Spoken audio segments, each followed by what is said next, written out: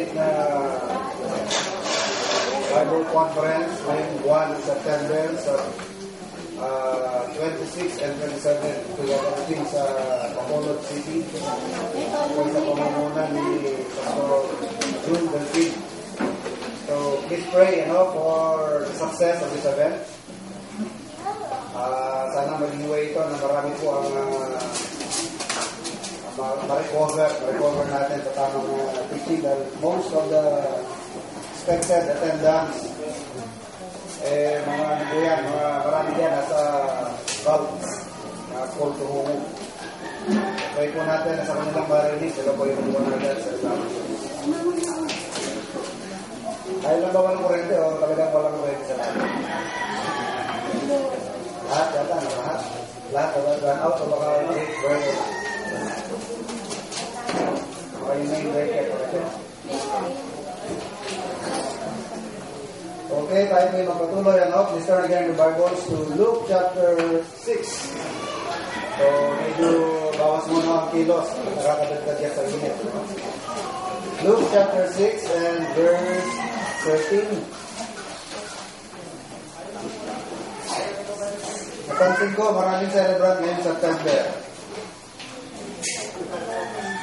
So, ang kaliwa magkakaisa-isa at sa hinang lang yung dano, makasama.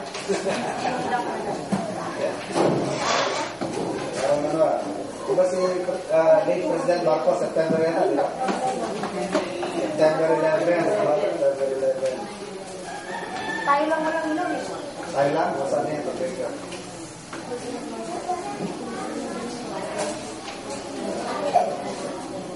Okay, Luke chapter 6, verse 13.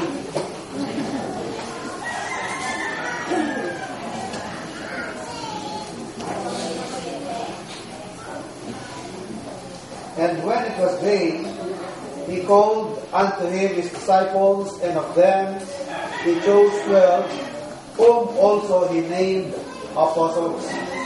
So this morning we've been talking about the words used or titles used to describe God-called preachers. Nag-aaralan po natin yung mga terminolohiya na ginamit ng Biblia sa mga manggagawa na tinawag ng Panginoon upang mangaral. And I trust, nakikita po natin yung relevance nito sa ating buhay. Alam nyo, walang bagay sa Biblia na walang connection sa ating buhay. Ano po, lahat po ito, kung hindi ho natin may co-connect sa ating buhay, wala ho itong saysay. No? Kung sana po makita natin ang relevance ng ating pinag-aaralan. Alam nyo po, ang mga manggagawa, ang mga preachers, yan po ay tinakda ng Diyos at yan po ay para sa kapakinabangan natin. Sila po ay mga instruments ng Diyos upang dalhin sa atin ang kanyang salita, ang salita ng Diyos. Sana nakikita natin ang importansya niyan. At sinasabi ko sa Matthew 4:4, hindi mabubuhay ang tao sa tinapay lamang. Man shall not live by bread alone, but by every word that proceedeth out of the mouth of God. Hindi lamang sa tinapay nabubuhay ang tao, kundi kailangan din po natin ng salita ng Diyos upang tayo po ay mabuhay. At yan naman po ang dinadala sa atin ng mga preachers. Yan ang dinadala ng mga manggagawa ng Diyos, ng salita, ng kanyang salita. Dahil maaari po na tayo po ay nabubuhay sa mundo, pero kung wala po tayong salita ng Diyos, hindi natin nalalaman ang salita ng Diyos. Ang sabi ko sa atin sa Mark 8:36, what shall it profit a man if he gains the whole world but loses his soul? Anin nyo na nakamtan mo buong sanglibutan, pero mapahamak naman ng iyong kaluluwa dahil hindi mo narinig ang pangangaral sa salita ng Diyos. Ang sabi ng Biblia, wala kang naganansya. We did not profit anything kung hindi mo nalalaman ang salita ng Diyos, lalong-lalo na ang tungkol sa kaligtasan. No? So maraming tao po hindi po nare-realize yung comparison na yan. Sabi ng Biblia, kahit ikaw ang naging pinakamayaman, napasa iyo ang buong mundo, lahat ng yaman ng buong mundo, kung hindi mo naman narinig ang salita ng Diyos, hindi mo nalaman ang tungkol sa kaligtasan binibigay ng Diyos, it will amount to nothing. Dahil in the end, pag namatay ang tao, you will spend your eternity in hell. Gagamitin mo ang eternity, walang hanggan. Nakapahama ka naman ang nag-aantay sa'yo. At gaano katagal yung walang hanggan? Wala na kayo mag-isip kung gaano katagal yung walang hanggan. Wala nang katapusan yan. You are going to spend your eternity there in hell if you do not know the Lord Jesus Christ as your Lord and personal Savior. Kaya importante po na nakikinig tayo sa pangangaral. Importante na binibigyan natin ng pansin ang sinasabi ng mga mangangaral ng Diyos. At meron pong ilang mga terminology na ginamit sa Biblia, na nagde-describe dito sa mga mangangaral ng Panginoon. Kaninang umaga, we have said that a preacher is called a bishop. Siya po isang bishop or overseer, tagapangasiwa. And another title that we are going to look this morning is the title, learner. A preacher is a learner. At medyo pag-aaralan po natin ng konti itong terminology na learner. Dahil ito pong learners, hindi ho yan exclusively sa mga preachers lamang. Actually, the title learner is also ascribed to every Christian. Kaso nga lamang nung dumating na mga apostol, dumating na itong 12 apostoles, it came to be used also to designate the 12 apostles. Tinawag silang 12 apostles, and at the same time, they were also called 12 disciples. Diba kilala ang mga apostol bilang 12 disipulo? Diba? They are known to be called the 12 disciples. Pero kung hindi po napakinggan at naintindihan yung ating sinabi kayo ng umaga, itong 12 apostles na ito, these 12 disciples or these 12 apostles were taken among the disciples of the Lord Jesus Christ. Galing na muna sila sa mga disipulo ng Panginoon. Okay? So itong disciples ito, mga kapatid, itong third disciple, hindi po ito exclusive sa 12 disciples lamang o dito sa 12 apostles. Dahil ginamit din itong disipulo sa lahat ng mga believers, sa lahat ng mga mananampalataya. And what does a disciple mean? A disciple means a learner.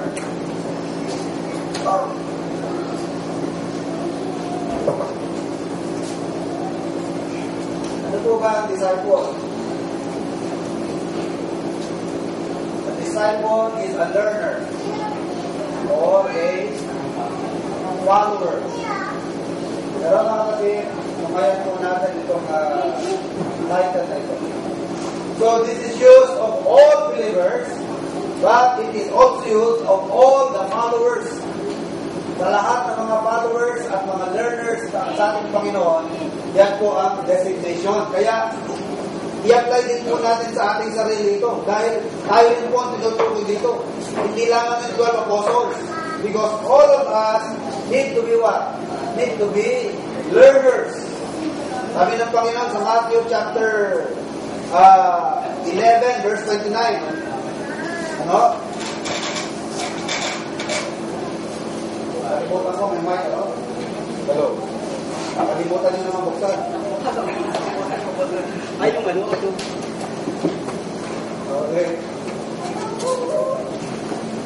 So, lahat po tayo ay dapat nag-aaral. According to Matthew chapter 11, sabi sa 28 and 29, sabi ni Christ, "Come unto me, all ye that labor and are heavy laden, and I will give you rest.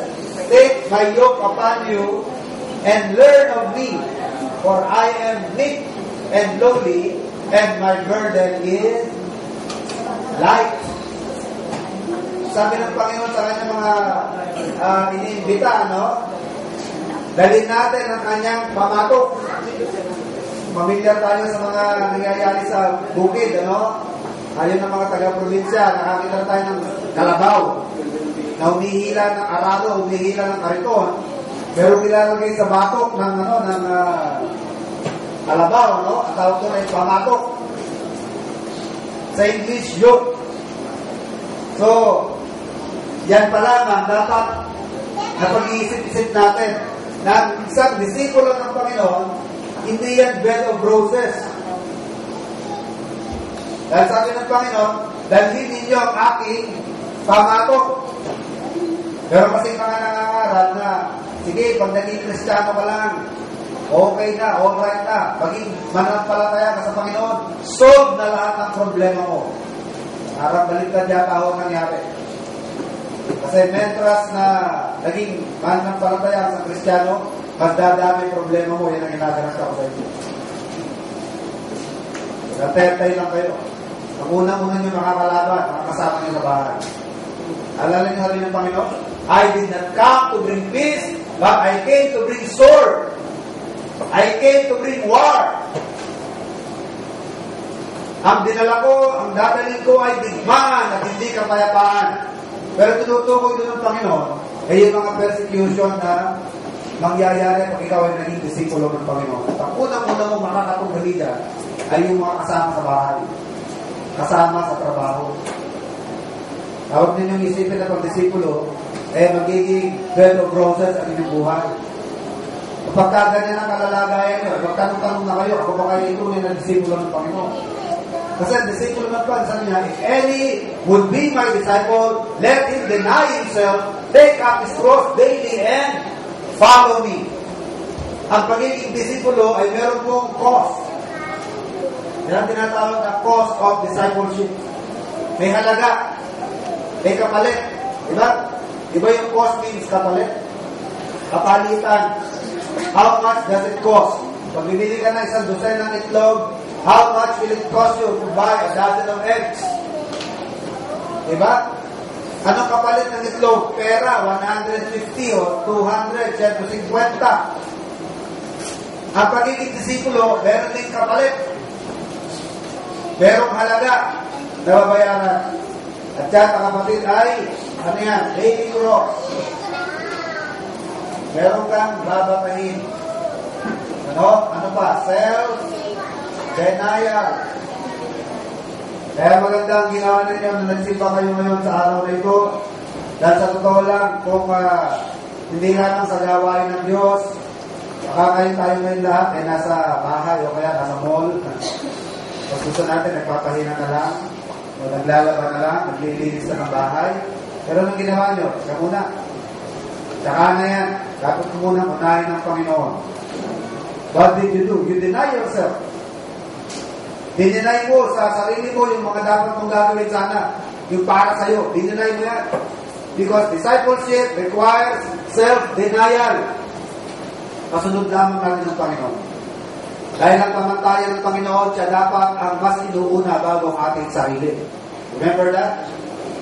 Seek ye first the kingdom of God and His righteousness, and all these things shall be added unto you. Kahit kung sasama rin ang Ten Commandments, di ba yung Ten Commandments, sinamarize yung totoo ng Panginoon? Kinompress. Yung 10 utos, kinompress na lang sa 2. Ano yung 2 utos na lang na yun? Ibigin mo ang Diyos ng lalo sa lahat at mahalin mo ang iyong kapwa na gaya ng iyong sarili. Nasabi ng Biblia, sa 2 ito, nauwi ang lahat ng kautusan. 2 lang naman ang kategory ng mga commandments sa Panginoon. Duty to God and duty to our fellow. Kapag iminahal mo ang Diyos ng lalo sa lahat, hindi ka gagawa ng mga graven image. Hindi mo yuyukuran ng mga graven image. Hindi mo babanggitin ang pangalan ng Diyos sa walang kabuluhan. Dahil respeto mo ang araw ng pamamahinga ng Diyos. Hindi love God above all. Diba? And if you love your neighbor as yourself, you will not steal, you will not commit adultery, you will not commit murder, you will not covet, you will not lie. You will honor your father and mother. Kaya sabi ng Panginoon, sa 2 utos na ito, nauwi ang lahat ng kautosan. Love God above all, and then love your neighbor as yourself. Pero mga kapatid, anong nalalaman ng Panginoon? Unahin natin siya. Ibigin mo ang Diyos ang higit sa lahat, and then love your neighbor as yourself. So, pagiging disipulo, mga kapatid, it will take for you to deny, many things sa inyong sarili. It will take self-denial and bearing your cross daily, and then follow the Lord Jesus Christ. So this applies not only to the 12 apostles, this applies to every one of us. Every believer, applicable ito sa lahat ng mga mananampalataya. So what is a disciple? A disciple of the Lord of Jesus Christ, but is also a learner. So mga alagad ng Panginoon, ang kanyang mga manggagawa at ang mga preachers, sila po ay tinatawag ng mga learner. Lahat tayo ay dapat mga learner. Sabi ng Panginoon, learn of me. Matthew 11:29. Learn of me, for I am meek and lowly, and my yoke is easy, and my burden is light. Sana natutularan natin yung sinasabi sa 1 Peter chapter 2 and verse 2. Sabi niya ni Peter, as newborn babes, desire the sincere milk of the word. Tularan daw po natin ang mga sanggol kung paano sila mag-devour. Grabe, Ang terminology na ginamit. Kung paano nila iniinom ang kanilang gatas. Lalo na pag gutom na gutom ang bata, kakawag-kawag na yan. Ang paa niya. Pag nakita niya yung biberon, tinataas mo na, Isa, niloloko-loko natin yung sanggol. Di ba? May commercial na Alala niyo ba yung commercial ng bata na nasa swing, Niyata yun, yung MacBook yata rin, Nasa swing siya, dahil makikita niya yung karatula ng MacBook, tatawa siya. Kapag kagagana naman yung swing, mawawala, iiyak. Pag kagagana, makikita niya, napatawa siya. Tapos pag atras naman yung swing, iiyak na naman siya kasi nawawala. Pero tuwing nakikita niya yung MacBook, excited, kumakawag-kawag. Ang mga sanggol, mga kapatid, pag nagugutom, pag nakita niya ng bibiron, wala nang pakialam kung anong brand yan. Meron na akong wala, pag walang-wala talaga. Pati tuba, dede sa nilalagay sa bibiron, tuba. Hindi ako makapaniwala, pero may gumawa pala rin.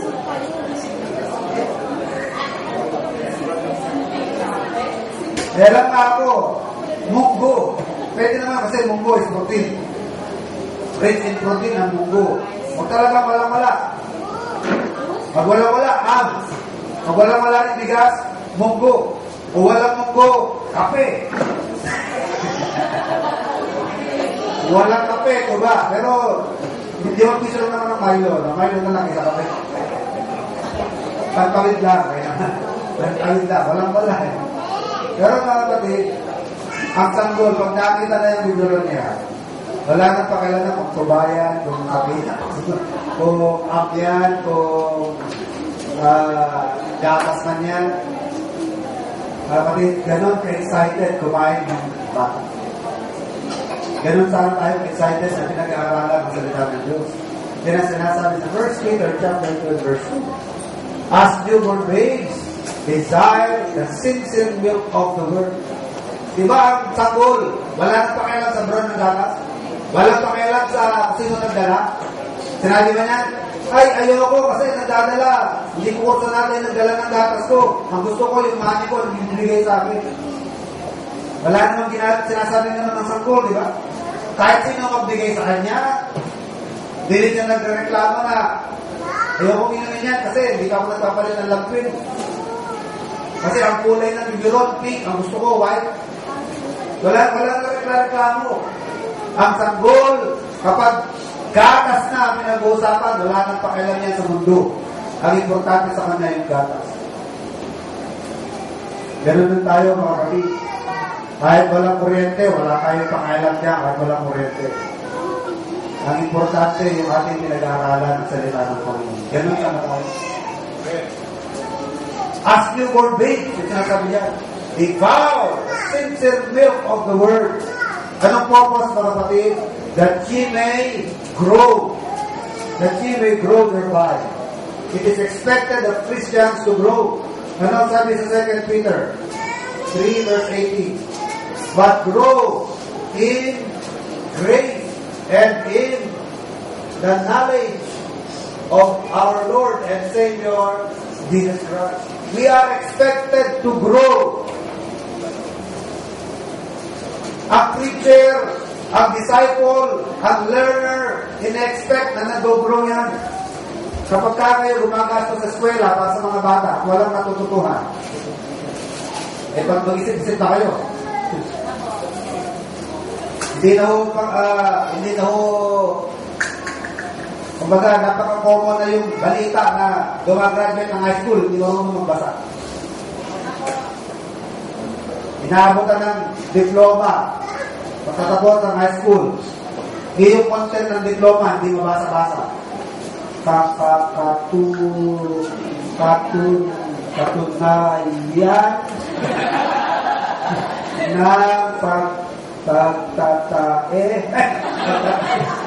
Katunayan na tatapos na, hindi mabasa-basa, no? Kasi ako mga kapatid, dami ng estudyante ngayon. Schools could not afford to make repeat sa mga estudyante. Yung i-repeat ka, kung ako, pwede yun eh, repeat. Tawag sa'yo, repeater, di ba? Balik ka sa grade 1. Balik ka ulit sa grade 1. Hanggat hindi ka makapasa-basa. Repeat ka yun ngayon, pwede kong tuloy niya. Pag nagpa-repeat ka, may panibagong estudyante naman, tambak na naman estudyante. Eh, dinadagdag ka na naman. Eh, tag-80 na nga ang klase, ang estudyante sa klase, 80, 60. Eh, kung hindi nila ipapasa yung 80 na yun, eh, di 160 na. Kaya walang magawa ang mga eskwelahan ngayon. May natutuhan na wala, pasanang pasaya, lipat ang lipat yan dahil napakaraming papalit, napakarami namang papasok. Kaya kung hindi tutulungan ng bata, hindi nagpapatutor at hindi tuturuan sa bahay, eh makakating talaga ng high school, hindi mababasa ang diploma niya.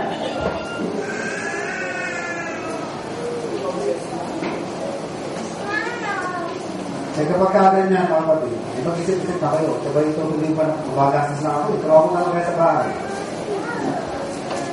Because students are expected to grow in knowledge. Students are expected to grow in learning, in knowledge. Ganun din tayo po mga kapatid. Ang mga disipulo ay mga learner. Tayo po ba ay nag-grow in knowledge? Namadami na ba ang ating kaalaman tungkol sa Panginoon Jesus? Lalo pa kung tayo yung mga learner, ng mga preachers. Why? Preachers are expected to be experts about the Lord Jesus Christ. Dahil natin tuturo ng tao eh. Magtuturo tayo, mangangaral tayo sa mga tao tungkol sa Panginoon. Tapos, mali-mali ang ating mga tinuturo sa mga tao. Nakakakawin ito. Kaligtasan ng dala mo. Para bang doktor, no? Hindi ka expert na doktor. Tapos, ang gagawin mo, major operation. Pagbihira, no? Naghihiwa ka. Ay, tinalang kami, kung pala nahasa. Ako ka pa mag-ahasa sa operahan mo. Dok, ano ba yan? Dali lang. Eh, nakakatakot tuyo. Kaya, kaligtasan ang pinag-uusapan. Ano? Isang araw, ang masyal dito sa nag-ariskas kami dito. Pumasok si Rebecca, ating regular visitor. Medyo nababagal siya sa teaching sa mga iglesia. Kasi, ano yata yan? Tita, mga kanyang western, iglesia. Eh, ang kanilang pangangarap tungkol sa kay Kristo ay tao. Diba? We're going to find that. 1 Timothy 2:5, pakita ko na, or 2 Timothy 2:5.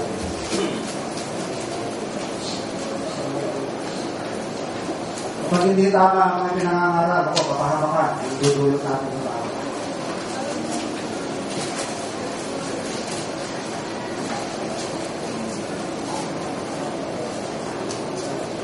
verse yung for there is one mediator.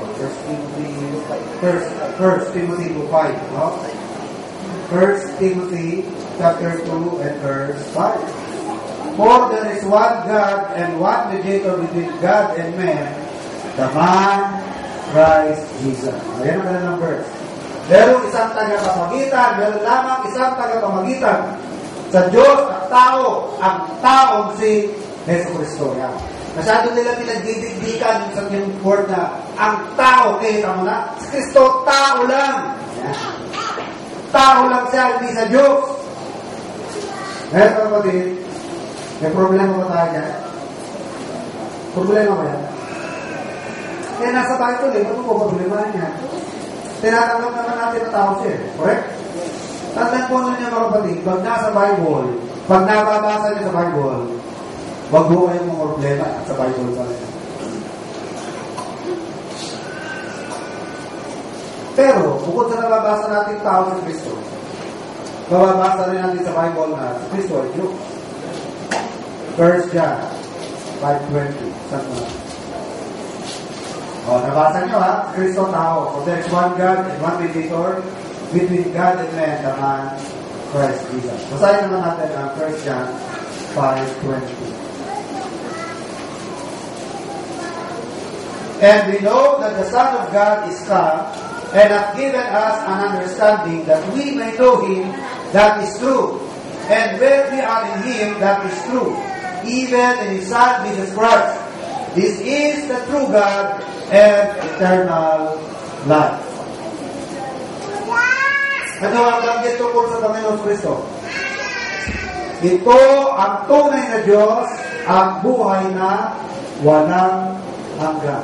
1 John chapter 5 and verse 20. Sama na dyan yung John 1:1 and verse 14. Nasabi sa John 1:1, nang pasimula siya ang verbo, at ang verbo ay sama sa Diyos, at ang verbo ay Diyos. Sino raw yung Diyos? Verbo. Ang verbo ay Diyos. Sino ba yung verbo? Verse 14. And the Word, at ang verbo ay nagkatawang tao, at nanahan sa atin. E sino yung nanahan sa atin? Si Jesus Christ. And the Word was God. Verse 14 of John chapter 1. And the Word was made flesh and dwelt among us. And we beheld His glory, the glory of the only begotten Son of God. So, anong nababasa natin sa Bible? Na si Kristo ay Diyos at tao. We can see that Jesus Christ both man and God. Ngayon, kapag pinangangalandakan ng mga iglesia no Kristo, na si Kristo ay tao lamang at hindi Diyos, they are only making emphasis of the one part of the truth. Isa lamang bahagi ng kumbaga, parang point yan eh. Ang point, two-sided yan. Parang kung pinaglalaban na piso, Jose Rizal. Pag sinabi kong isda o kalabaw, ayaw mong maniwala. Ano ba yung nasa piso pa? Isda? Kalabaw, no? Sa harap, Jose Rizal. Pinaglalaban niya, hindi, Jose Rizal, ang piso, Jose Rizal. Hindi naman natin tinatangki. Tinatangki ba natin ang Jose Rizal? Pero dapat pagkapin din niya ang piso, kalabaw din. So ang piso, kalabaw at Jose Rizal. Pero pag pinagdidikdikan mo na Jose Rizal lang, nagkakamali ka niya. Ganun din po ang kapatid ng ating Panginoon Jesus. Hindi natin itinatanggi na siya ay tao. Pero huwag natin din tatanggihan na siya ay Diyos dahil ang parehong katotohanan ay parehong nababasa sa Biblia. Kung tayo pinangangalandakan natin na Diyos lamang, mali rin tayo. Dahil si Kristo ay binabanggit na tao sa Biblia. Pero mga kapatid, kung talagang malalim natin pag-aaralan ng Biblia, ang Panginoon Jesus ay merong pre-existence. Ang ibig sabihin ng pre-existence, bago pa siya nagkatawang tao, existido na siya. Siya nga naglalaki, siya nga nag-create. Basahin nyo lang yung John 1:1 hanggang 3. Nagpasimula siya ang verbo at ang verbo ay Diyos, sumasa Diyos at ang verbo ay Diyos. Verse 2, all things were made by Him, and nothing were made without Him. At sinitinutukoy na Him. Verse 14, and the Word was made flesh and dwelt among us. That is Christ. Jesus Christ is the Creator. Ibig sabihin, bago pa sa nagkatawang tao, existido na ating Panginoon Jesus dahil sa tinatawag na pre-existence. Ngayon, kailangan lamang siyang magkatawang tao for the sake of our what? For the sake of our salvation. Wala tayong kaligtasan kung hindi siya magkakatawang tao. Hindi tayo maliligtas. Dahil ang kinakailangan para tayo maligtas is shedding of blood according to Hebrews 9 and verse 22. Without the shedding of blood, there is no remission of sin. Pero paano mag-shed ang blood ng isang Diyos? Kung siya espiritu lamang at walang katawan. Ang nire-require na kabayaran sa ating kasalanan ay pagkabuhos ng dugo. Ang nire-require pa sa ating kaligtasan ay kamatayan. Paano mo mapapatay ang Diyos? God is eternal. Paano mag-shed ang blood ng isang Diyos? Sa espiritu. Kaya kailangan niya magkatawang tao upang mamatay. Because the wages of sin is death. So what did Christ do? He died on the cross of Calvary. But God commended His love toward us. While we were yet sinners, Christ died for us. Why? Because the wages of sin is death. Kung di siya magkakatawang tao, mapapatay mo ang Diyos. Kaya nga necessary na ang Panginoon ay Diyos na magkatawang tao upang mabuhos ang kanyang dugo at mamatay dahil ang kinakailangan para sa ating kaligtasan. Tandaan ninyo, hindi tayo maliligtas sa pamamagitan ng ating gawa. Tayo ay maliligtas sa pamamagitan ng ginawa ng ating Panginoon Jesus. Titus 3:5, not by works of righteousness which we have done. Not by works of righteousness which we have done. Hindi yung mga gawa natin ang magliligtas sa atin.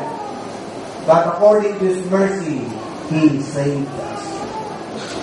Kaya mga kapatid, as learners and as preachers, lalo pa kung tayo yung mga preachers, learner na mga mag-preach, maging accurate po tayo sa ating sinasabi, lalo na pagdating sa kaligtasan.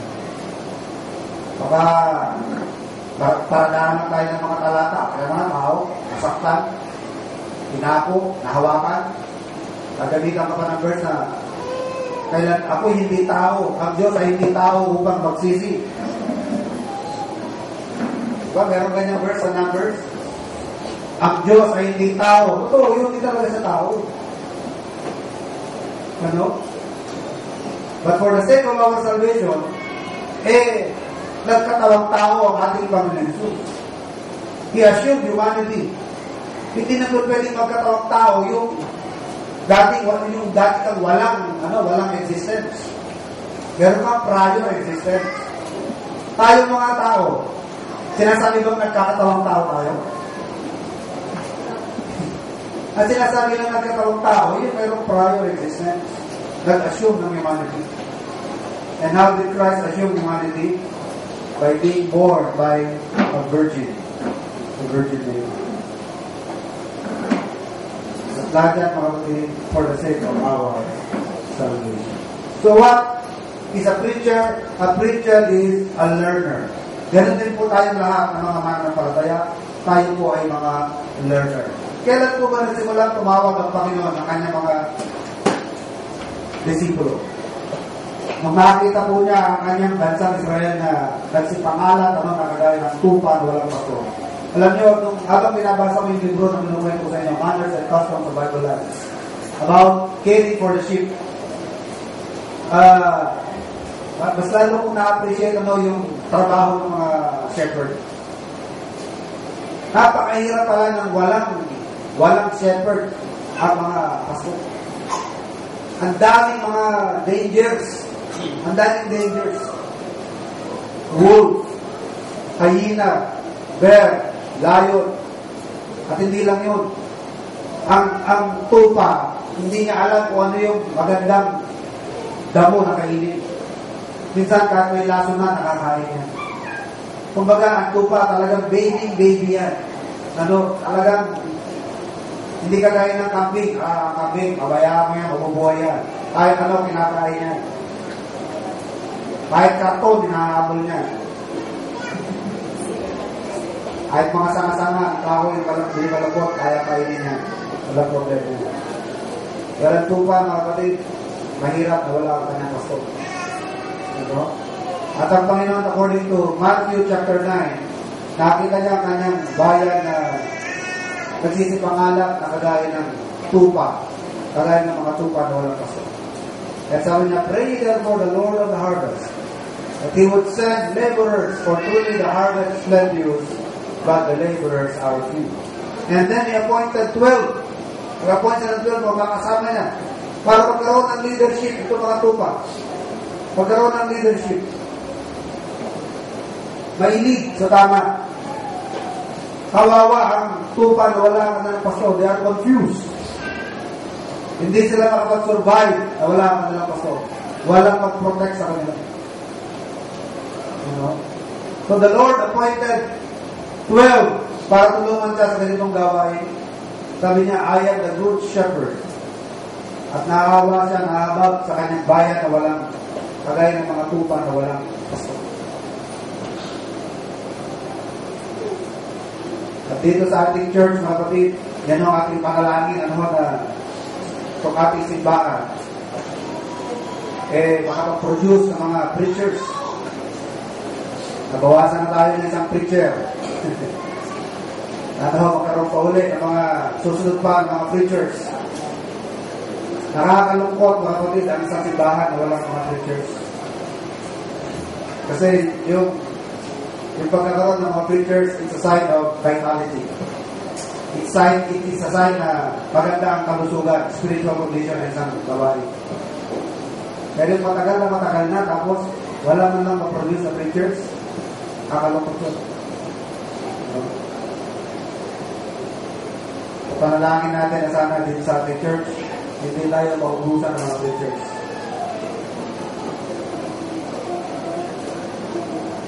At ipanalangin din po natin that among our preachers, magkaroon din po sa ating mga preachers na maging mga missionaries. Mga magpapayunir na mga gawain sa kanilang lugar. Pray po natin yan. Alam nyo, hindi na po popular ngayon yan. Alam ko ano nangyari. Siguro, kagaya na nangyari ito kay Dimas. Sabi ni Paul kay Timothy, pinusulat ni Paul kay Timothy, magmadali ka pumunta rito, isama mo si John Mark. Huwag ka na magpatumpik-tumpik at magtagal-tagal, pumunta ka na rito madali. Dahil wala akong kasama dito. Si Lucas lamang ang naiwan sa akin. Si Tito, nasa Creta. Si ganito, nasa Dalmacia. At si Demas, inabandon na ako ni Demas. Having loved this present world. Iniwan ni Demas, si Pablo, iniwan ni Demas ang pangangaral ng salita ng Diyos. Bakit? Na-in-love siya sa mundo. Habang dito na siya na-attract sa mga bagay-bagay ng mundo.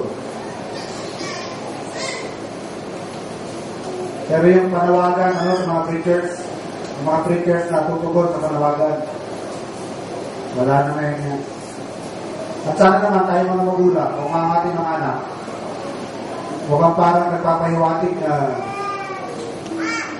parang nasa puso nila yung maging visionary. Huwag natin i-discourage. At yun naman mga magulang, may mga anak na babae, kapag ka nililigawan ng isang pastor o ng isang preacher, huwag nyo i-discourage. Ako, huwag yan. Walang future. Huwag mong sagutin yan. Magpapastor yan. Delikado. Walang future yan. Ang pastor. Huwag nyo i-discourage. Ay sayang ka anak, huwag kang magpastor. Matalino ka, magdoktor ka, huwag kang magpastor. Ano pa lang nasa pastor mahina ulo, pag matalino, doktor. Pag matalino, inhinyero. Engineer ka na, matalino ka, sayang ka. Hayaan mo na lang yung kapatid mo, mahina ulo niya, siya na lang ang pastor.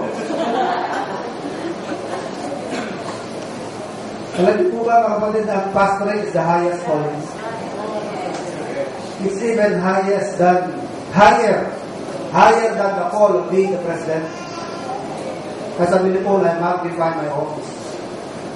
Guri mo, spokesman ka ng Diyos. Eh, pagka-presidente, ilang taon lang ang term mo? Nag-lead ka ng isang bansa. Kung yun ang panawagan mo, tundin mo ang panawagan mo. Panawagan mo na maging presidente ng bansa, i-fulfill mo yan. That's a call from God. Pero kung ang panawagan naman sa'yo ng Diyos, maging spokesperson niya, maging tagapagsalita ka ng Diyos, tagadala ng kanyang mensahero, abay napakataas na yan, privileyo. Huwag nating mamaliitin yan. That is the highest calling. Tawag yung di-discourage yung anak nila, anak, o magpastor, mahirap yan magpastor. Walang future sa magpastor.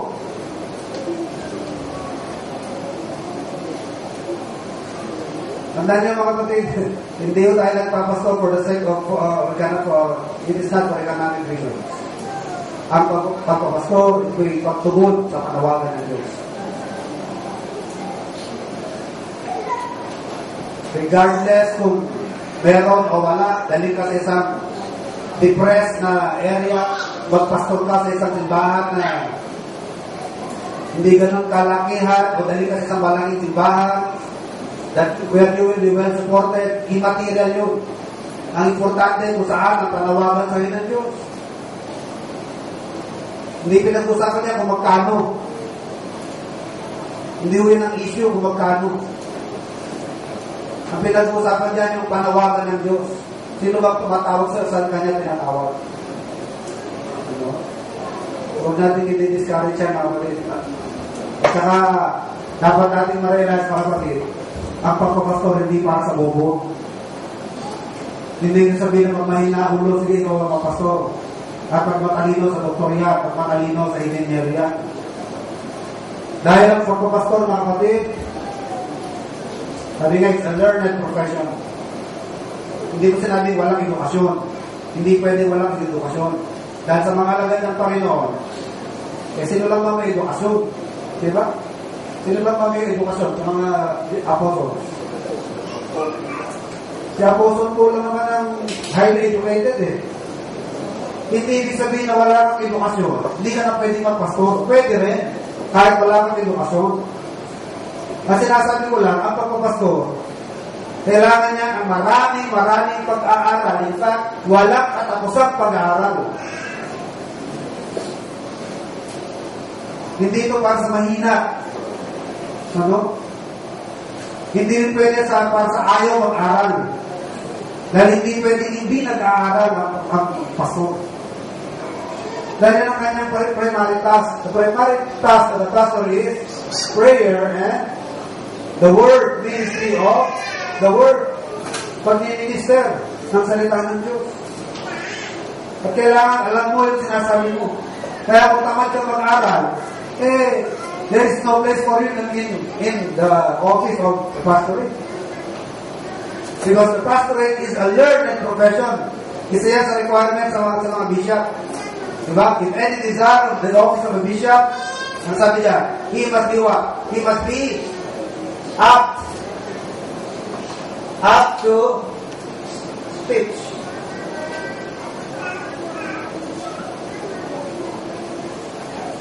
Hindi lamang ability to teach ang pinag-usapan niya, no? But the things that you will teach. Hindi ka lamang magaling magturo. Alam niyo po ba kung bakit napakaraming kulto ngayon?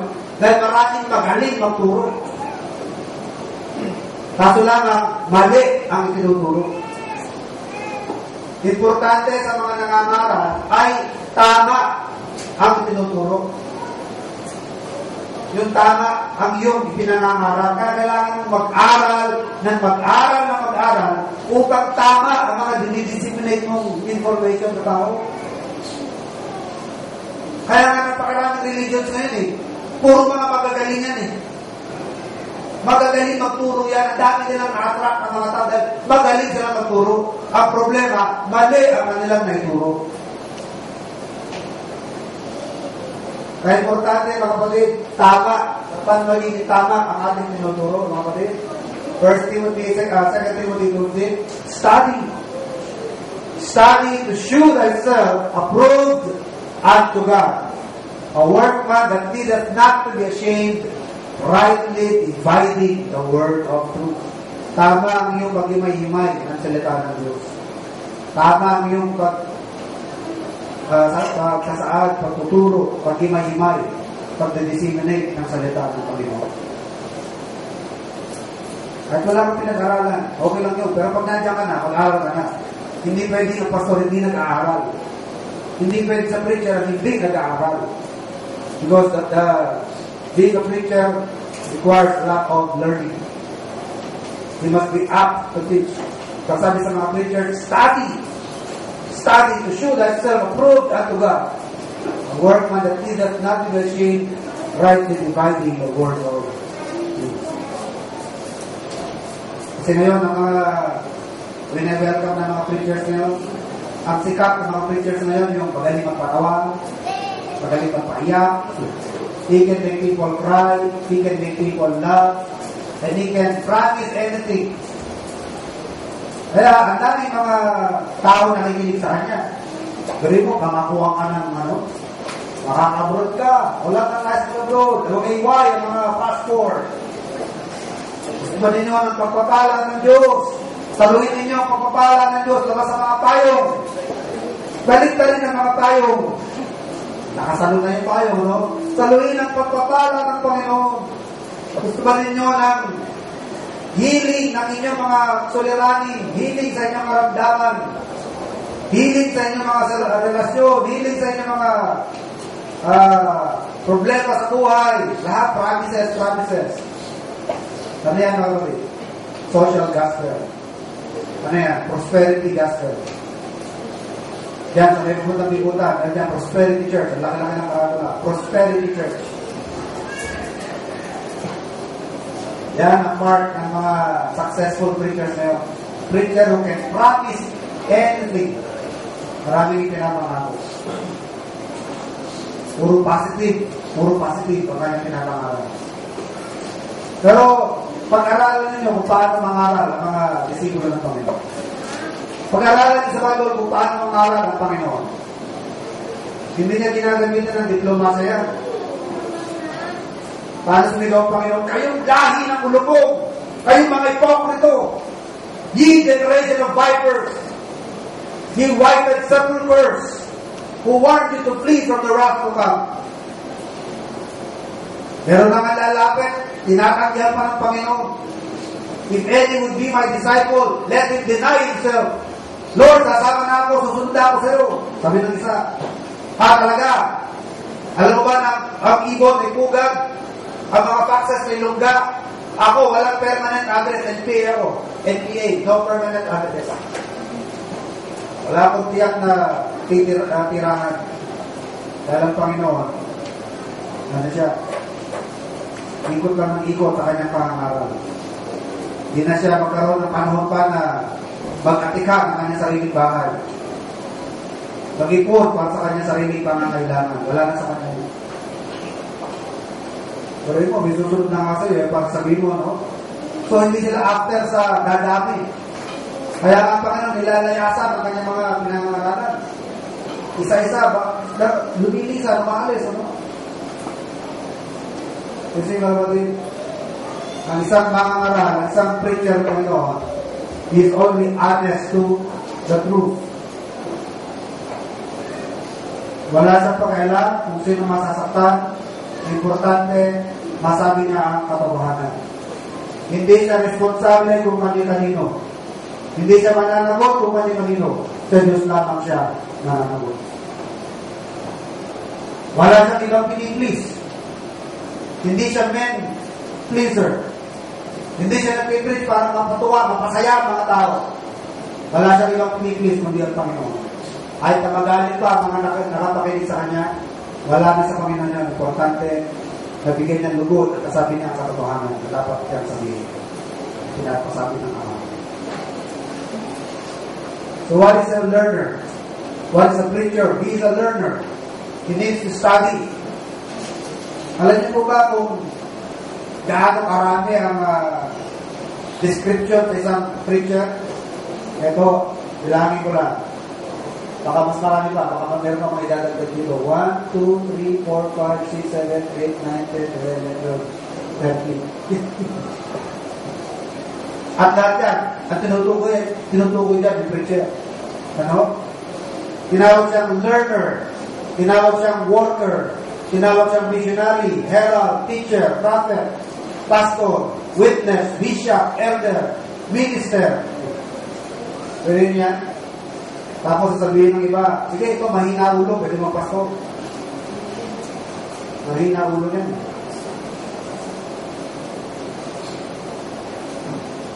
Nahihirapan, mga rin. Kapag ka hindi nag-aral ang isang magagawa, nahihirapan siya sa kanyang office. So, a learner or a preacher is required to study according to 2 Timothy 3:2. Sabi sa 1 Timothy 3:2, he must be apt to teach. Okay? So, what else? Ano pa po ang isang disciple? Or what is a learner? A learner or disciple is one who confesses Jesus as the Messiah. All disciples of the Lord confess Jesus as the Messiah. Ano ba ang Messiah? Messiah means what? Savior. Yun din ang ibig sabihin ng Greek word na Christ. Okay? Ang Hebrew na is Messiah, the Greek is Christ, but the meaning is the same. It means Savior, the Anointed One. Siya yung hinirang upang maging tagapagligtas. Yan ang mga disipulo. They are the learners. They are the disciples. People who confess the Lord Jesus Christ as the Messiah or the Savior. You know, kung aking sinasabi na kapag ka hindi mo matanggap na si Kristo ay Diyos, hindi mo siya matanggap ng Messiah, so walang kaligtasan niya. Yun bang ang paniniwala mo si Kristo ay tao lang, may kaligtasan ba yan? Sa mga religion, ang paniniwala si Kristo ay tao lang, may kaligtasan ba yan? Ano bang religion yung ang kanilang pangangaral si Kristo ay tao lang?